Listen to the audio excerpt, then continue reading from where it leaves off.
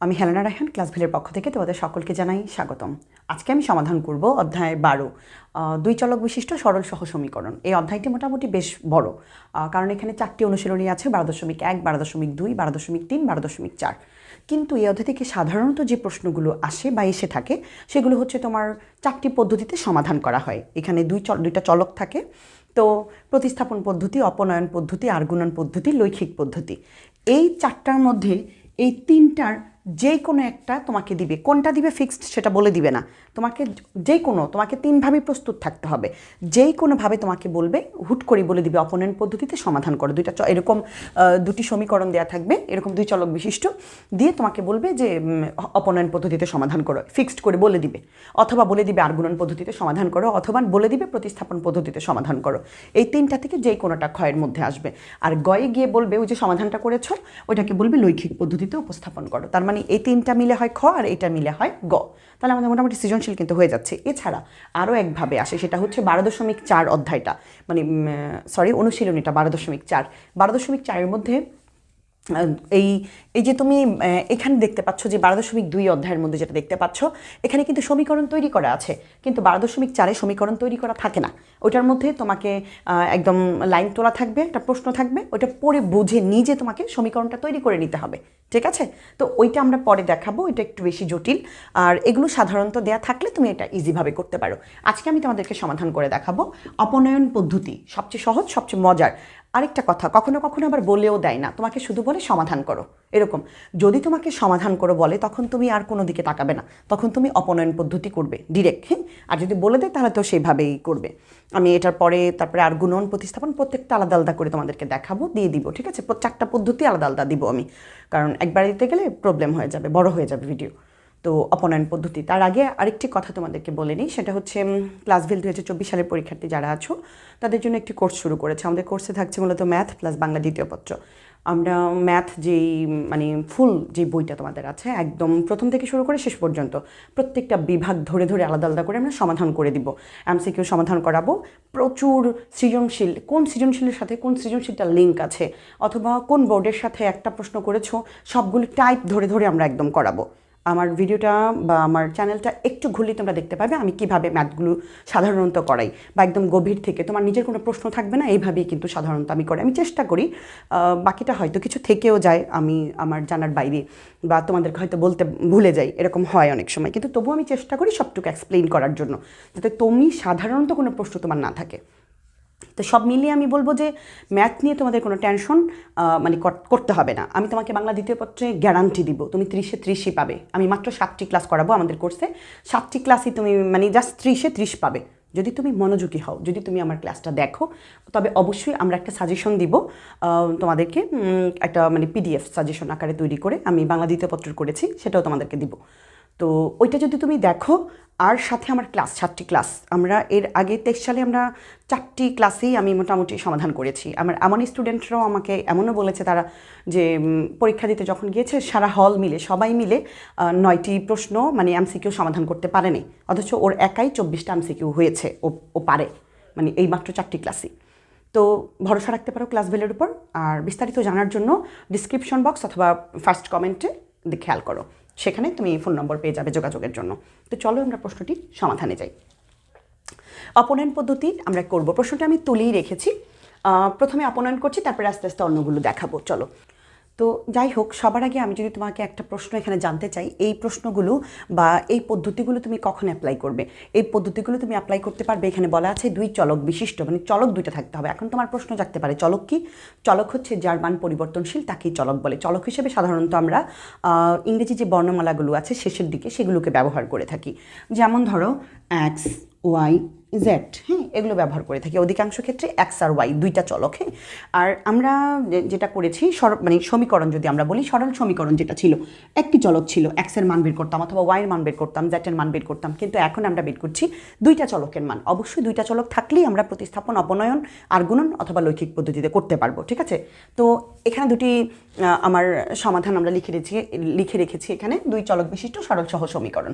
এদেরকে সমীকরণ জোটও বলা হয়। ঠিক আছে? সরল সমীকরণ জোট বলা হয়। প্রশ্ন আসতে পারে আমাদের। তো আমরা প্রথমে অপনয়ন করার জন্য এটাকে 1 নং সমীকরণ দিব, এটাকে 2 নং সমীকরণ দিব। আমি জানি তোমার মনে প্রশ্ন জাগতে পারে কিভাবে বুঝবো 1 আর 2।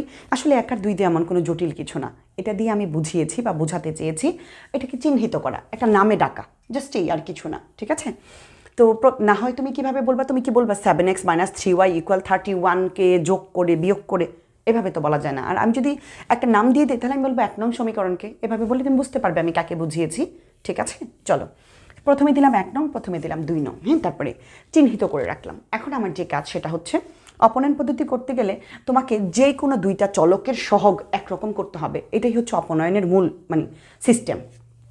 হয় তুমি ওয়াই দুটাকে একরকম করে ফেলো, দুইটা ওয়াইয়ের সহগ দুটিকে, অথবা তুমি এক্স দুইটার সহগ দুটোকে একসাথে করে ফেলো। সহগ কি বুঝতে পেরেছো তো? সহগ হচ্ছে এই যে এক্স চলকের সাথে যেই সংখ্যাটি আছে সেটাকে বলা হচ্ছে সহগ, ঠিক আছে। তোমার টার্গেট থাকবে দুইটার যে কোনোটাকে ফোকাস করা, যেই কোনোটাকে। চলো কি লিখেছি একটু দেখি।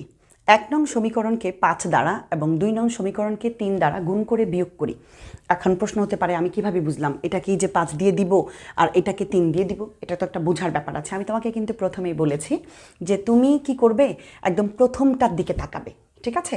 যে হয় তুমি ভালো করে বুঝো, হয় তুমি এই দুইটাকে একরকম করবে ওয়াই দুইটাকে, অথবা তুমি এক্স দুইটাকে একরকম করবে। এখন আমি ধরে নিচ্ছি আমি ওয়াই দুইটাকে একরকম করব।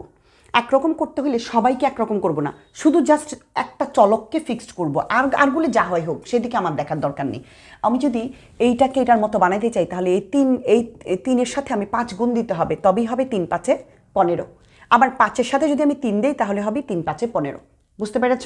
আরগুলি যা হয় হোক ওগুলো আমার দেখার দরকার নেই, আমার ফোকাস থাকবে শুধু এই ওয়াইটা, ঠিক আছে। তুমি চাইলে এক্সট্রাকেও নিতে পারো, কোনো সমস্যা নেই। চলো সেই হিসেবে এখানে যদি এখন আমি যদি এক্সট্রা টার্গেট করতাম তাহলে আমি বলতাম 1 নং সমীকরণকে 9 দ্বারা, তাহলে 7 9 63 হইতো। আবার 2 নং সমীকরণকে 7 দ্বারা, ফোকাস কিন্তু তখন এক্স, আবার এখন ফোকাস হচ্ছে ওয়াই।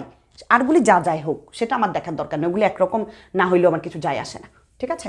তো আমি এখন ওয়াই ধরেছি, এখন আমি এটাকে যেহেতু এখানে লিখেছি প্রথমে গুণ করব, গুণ করার পরে আমি বিয়োগ করব, আগে গুণ করি। চলো, তো সবাইকে এটাকে যেহেতু 5 দিয়ে গুণ করব, এটা টার্গেট, তাহলে সবাইকেই 5 দিয়ে গুণ করতে হবে। তাহলে 5 7 হচ্ছে আমার 35, 35x - 3 5 15 বা 15y ইকুয়াল, আমি 5 দিয়ে যদি 31কে গুণ করি 31কে, তাহলে 5 একে 5 3 5 15, ব্যাস। আবার নিচেরটাকে এটাকে কিন্তু আমি কত দিয়ে করেছি? 5 দিয়ে করেছি। এবার এটাকে করবো আবার উল্টা বিপরীতে, 3 দিয়ে করবো আবার এদের সবাইকে। 3 9 27, 3 5 15। এবার যদি 3 দিয়ে করি, 3 1 3 3 4 12, ব্যাস করে ফেলেছি, গুণ করে ফেলেছি। এবার আমি এদেরকে কি করব? বিয়োগ করবো। এখন প্রশ্ন আসতে পারে আমি কিভাবে বুঝলাম বিয়োগ করব? তুমি তো নাও বুঝতে পারো, যোগ করবে না বিয়োগ করবে, এটা তোর মুখস্থ হইতে পারে না। হ্যাঁ, আমার ফোকাস থাকবে এই যে দুইটাকে একরকম করেছি, কেন করেছি? কারণ এদেরকে বাদ দেওয়ার জন্য। যে কোনো একটা চলক, আমি তো দুইটা চলক নিয়ে একসাথে কাজ করতে পারবো না, যে কোনো একটা চলকের মান বের করব, ওই মানটা পরে অন্য 1 নং বা 2 নংয়ে বসাইলে আবার বিপরীত আরেকটা চলকের মান পেয়ে যাব। সেই জন্য আমার টার্গেট থাকবে যে কোনো একটা চলককে ব্যানিশ করে দেওয়া, কাটাকাটি করে বাদ দেওয়া। এখন দুইটা একরকম করেছি তো সেই জন্যই আমরা কিন্তু জানি যোগ বা বিয়োগের সময় আমরা যেটা করি, দেখতে একরকম হইতে হবে কিন্তু চিহ্ন দুটি আলাদা হইতে হবে। খেয়াল করো, বিয়োগের সময় আমরা যেটা করি দেখতে একই রকম, চিহ্ন দুটি আলাদা। তাহলে ধরো এটা হচ্ছে +15, এটা হবে -15, তবেই 15 15 কাটা গিয়ে আমার আনসার হবে কত? 0, কাটা যাবে। ঠিক তেমনি একটা হবে প্লাসের x আর একটা হবে মাইনাসের x, তবেই কাটাকাটি করে 0, ঠিক আছে। এখন বিয়োগের সময় এখন এটা তো করলাম, কাটাকাটি করে দিব, কিন্তু এখন দেখতে পাচ্ছি এখানে কাটাকাটি তখনই যাবে যখন দুইটা বিপরীত চিহ্ন হবে। কিন্তু এটা হচ্ছে -15y, এটাও -15y, কাটাকাটি তো যাচ্ছে না, দুইটা তো একরকম হয়ে যাচ্ছে। তাহলে এখন আমি কি করব? আমরা জানি বিয়োগের সময় চিহ্নগুলি পরিবর্তন করা যায়। তাহলে আমি যদি বিয়োগ করি, এই চিহ্নটা কিন্তু বিপরীত হয়ে যাচ্ছে, এই চিহ্নটা বিপরীত হয়ে যাচ্ছে, এই চিহ্নটা বিপরীত হয়ে যাচ্ছে। যারা হয় হোক, আমার যাকে আমি কাটতে চাই তাকে তো কাটতে পারছি। তাহলে আমি এই 15y মাইনাসের এই 15y প্লাসের বিয়োগ করার পরে এইটাই হচ্ছে আসল চিহ্ন, এটা কিন্তু আর তখন আসল চিহ্ন হিসেবে কাজ করবে না, ঠিক আছে। তো এখন 15y ওয়াই চলকটা ভ্যানিশ হয়ে গেল। এইবার আমি দেখব 35টা এক্স আছে, এখানে 27টা এক্স আছে, এটা প্লাসের এটা মাইনাসের। 35 থেকে 27 চলে গেলে আমার কত থাকে? 8x। যেহেতু 35 প্লাসের, প্লাস চিহ্ন আর প্রথমে দিতে হবে না, আর এটা তো কেটেই দিলাম। এবার এখানে 155 আছে, এখানে 123 আছে, এটা হচ্ছে মাইনাস, তাহলে আমি এটা থেকে এটাকে যদি বিয়োগ করি আমি পাচ্ছি হচ্ছে 32। আমার দরকার এক্সের মান, 8 গুণ অবস্থায় আছে, গুণটাকে ওই পাশে নিলে ভাগ করতে হবে। x ইকুয়াল 32 8, ঠিক আছে। আমি যদি এখানে লিখি, এখানে বা লিখি, x ইকুয়াল 4 8 32, আমি এক্সের মান পেয়ে গেছি। এইবার এই এক্সের মান আমি 1 নংয়ে বসাইতে পারি, চাইলে 2 নংয়ে বসাতে পারি, যেটাতেই বসাও তুমি y এর মান পেয়ে যাবে। চলো আমি বসিয়ে দেখিয়ে দিচ্ছি 1 নংয়ে। তাহলে আমি এখানে লিখব x এর মান 1 নং সমীকরণে বসিয়ে পাই। চলো বসাই, 7 ইন্টু এক্স। এখন এক্সের মান কত পেয়েছি? 4, গুণ অবস্থায় আছে। তখন একটা ছিল চলক, একটা ছিল সহগ, গুণ দেওয়ার দরকার ছিল না, এখন দুইটাই সংখ্যা। আমি যদি এখানে গুণ চিহ্ন না দিই তাহলে বোঝা যাবে 74, ঠিক আছে, 74 বোঝা যাবে, সেজন্য আমাকে গুণ চিহ্নটা দিতে হবে। তাহলে বসাইলাম -3y ইকুয়াল 31। আমি শুধু এক্সের মান বসিয়েছি, আর কিছু করিনি। এবার 4 সাথে কত হইল বলো? 28। 3y 31। আমার টার্গেট হচ্ছে y এর মান বের করা, সংখ্যাগুলোকে এক পাশে নিয়ে যাব। মাইনাসের 3y, চিহ্ন যার যেটা সবসময় চিহ্ন তার বাম দিকে থাকে, ঠিক আছে। তাহলে এই মাইনাসটা এই 3y এর। এবার ইকুয়াল 31 এর 31, এই 28কে আমি নিতে চাই, 28 হচ্ছে প্লাসের, কিছু নাই মানে চিহ্নটা প্লাসের, তাহলে এটা ওই পাশে গেলে মাইনাস হয়ে যাবে। মাইনাসের 28। একটু এদিকে যদি চলে যাই, দেখাই 31 থেকে 28 যদি চলে যায় তাহলে আমার কাছে থাকে হচ্ছে 3, আর এখানে হচ্ছে মাইনাসের 3y। মাইনাসের 3y ইকুয়াল, এখানে থাকলো শুধু 3। আমার y টার্গেট গুণ অবস্থায় আছে, আমি এটাকে ভাগ করে দিব ওই পাশে নিয়ে। এটা উপরে 3, এটা হচ্ছে মাইনাসের 3। আমি যদি 3 দিয়ে 3কে কাটি তাহলে 1, যেহেতু মাইনাসটা আছে এটা রয়ে যাবে। তাহলে y এর মান আমি পেয়ে গেছি 1। তাহলে আমি কি বলতে পারি এখানে? x আর y এর মান ইকুয়াল, x এর মান কত পেয়েছি বলো? 4, আর y এর মান কত পেয়েছি? 1। হয়ে গেছে, জাস্ট আমার মান বের হয়ে গেছে 4 আর হচ্ছে মাইনাসের 1। আমি আশা করি তোমরা এটা করতে পারবে। যে কোনো ম্যাথ তুমি এই টেকনিক ফলো করলে অপনয়ন পদ্ধতি তোমার হয়ে যাবে, যেটাই থাকুক। এখানে এখন যদি এই দুইটা চলকের পরিবর্তে অন্য দুইটা চলক আসে, অন্য দুইটা মানে সমীকরণ দিয়ে দেয়, তাহলে কি পারবে না? অবশ্যই পারবে। তো এটার পরে আমি আবার মানে আর্গুণন প্রতিস্থাপন ধীরে ধীরে সবগুলি দেখাবো তোমাদেরকে। ভালো থাকো সবাই, সবার জন্য শুভকামনা।